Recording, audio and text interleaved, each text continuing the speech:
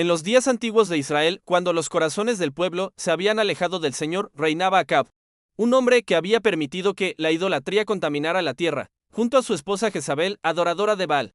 Había levantado altares a dioses falsos y perseguido a los profetas del Dios verdadero. Israel, una nación elegida para brillar con la luz del Altísimo, se encontraba sumida en la oscuridad de la confusión espiritual. En medio de esa decadencia, el profeta Elías surgió como una voz firme entre el silencio.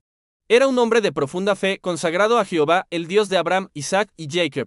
Un día, Elías se presentó ante el rey Acab con una advertencia que estremeció el palacio. Vive Jehová, Dios de Israel, en cuya presencia estoy, que no habrá lluvia ni rocío en estos años, sino por mi palabra. Y así, el cielo se cerró. Durante 3 largos años, la sequía consumió la tierra. Las cosechas se marchitaron, los ríos se secaron y el pueblo comenzó a sentir el peso de su desobediencia. Mientras tanto, Elías fue escondido por Dios, alimentado por cuervos y sostenido por una viuda humilde en Sarepta. En el silencio del desierto, el profeta aguardaba la orden divina, hasta que un día Dios le habló: ve, muéstrate a Acab, y yo enviaré lluvia sobre la faz de la tierra. Elías partió sin temor. Cuando el rey lo vio, su rostro se torció de ira. ¿Eres tú el que turba a Israel?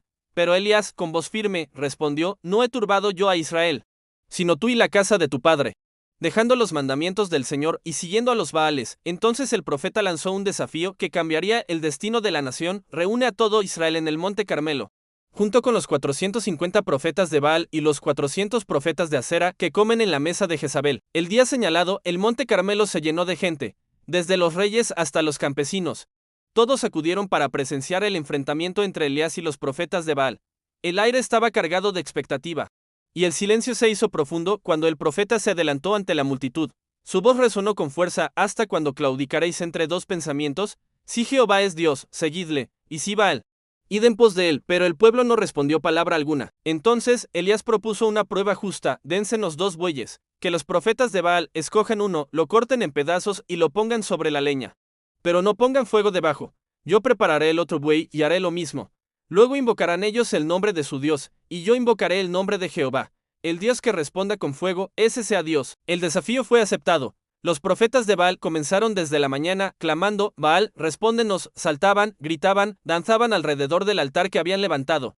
Pero no se oía voz ni respuesta. A medida que pasaban las horas, su desesperación crecía. Se cortaban con cuchillos hasta que la sangre corría por sus cuerpos, intentando despertar a un Dios que no existía. Elías los miraba con serenidad y hasta con ironía. Gritad en voz alta.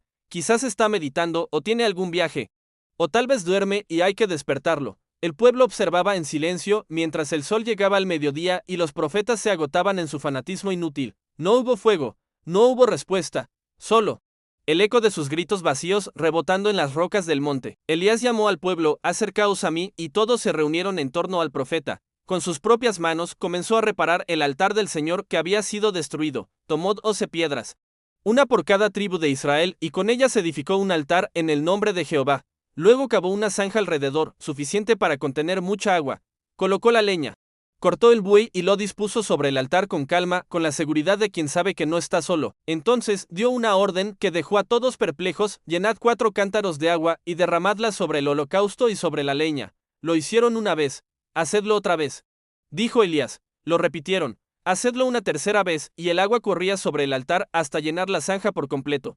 Ningún fuego humano podría encender algo tan empapado. Cuando llegó la hora del sacrificio, Elías levantó los ojos al cielo y oró con voz clara y sencilla: Jehová, Dios de Abraham, de Isaac y de Israel, sea hoy manifiesto que tú eres Dios en Israel, y que yo soy tu siervo, y que por mandato tuyo he hecho todas estas cosas. Respóndeme, oh Jehová, respóndeme, para que este pueblo conozca que tú, oh Señor, eres el Dios verdadero, y que tú vuelves a ti el corazón de ellos. El silencio que siguió fue profundo. Todos contenían la respiración. Y de pronto, el cielo se encendió. Un fuego descendió desde lo alto con una fuerza indescriptible.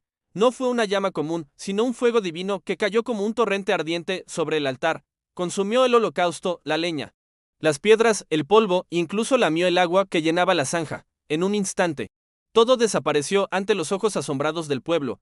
Era una manifestación tan poderosa que nadie pudo dudar de su origen. El estruendo del fuego se apagó lentamente, y en su lugar quedó un silencio sagrado. Entonces el pueblo cayó rostro en tierra y clamó con una sola voz: Jehová es Dios.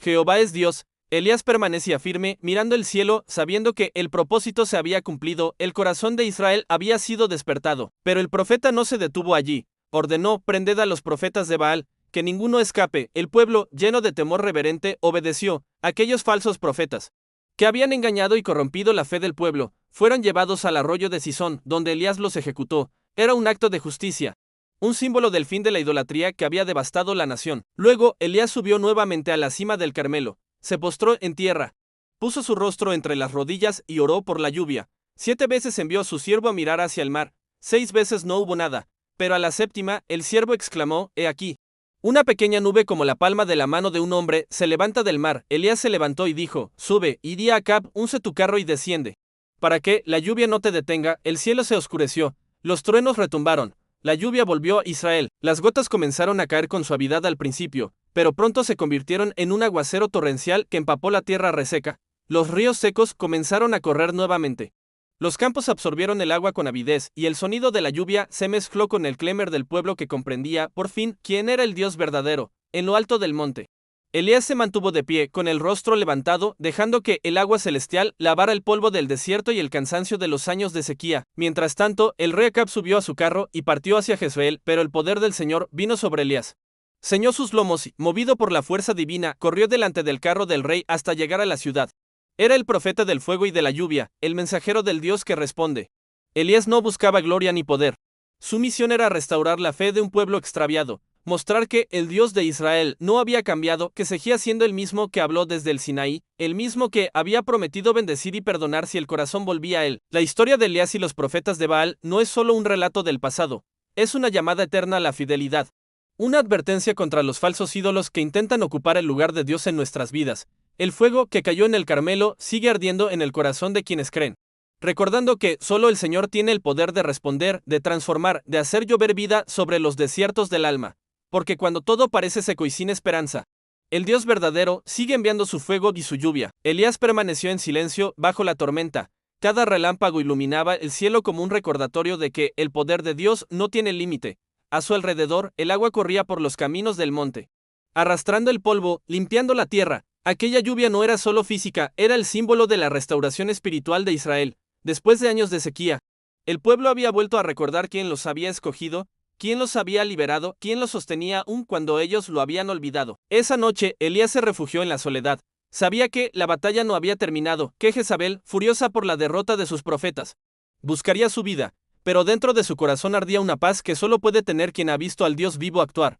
Su fe se había probado en el fuego y había salido más fuerte que nunca. El fuego del Carmelo no fue solo una prueba contra los profetas de Baal, fue una revelación para todos los tiempos. Enseña que el poder de Dios no depende de multitudes, ni de rituales, ni de apariencias. Solo necesita un corazón dispuesto, una voz que se levanta en medio del silencio y declare: Jehová es Dios. Cada generación enfrenta su propio monte Carmelo. A veces, los ídolos no son estatuas, sino ambiciones, miedos o falsos dioses modernos que intentan ocupar el lugar del Eterno. Pero así como en los días de Elías, el fuego del cielo aún desciende sobre aquellos que confían, sobre los que claman con sinceridad. La historia termina, pero su mensaje sigue vivo. El fuego del verdadero Dios no solo consume, también purifica, no solo destruye lo falso, también renueva lo que es auténtico, y mientras exista fe sobre la tierra, ese fuego nunca se apagará.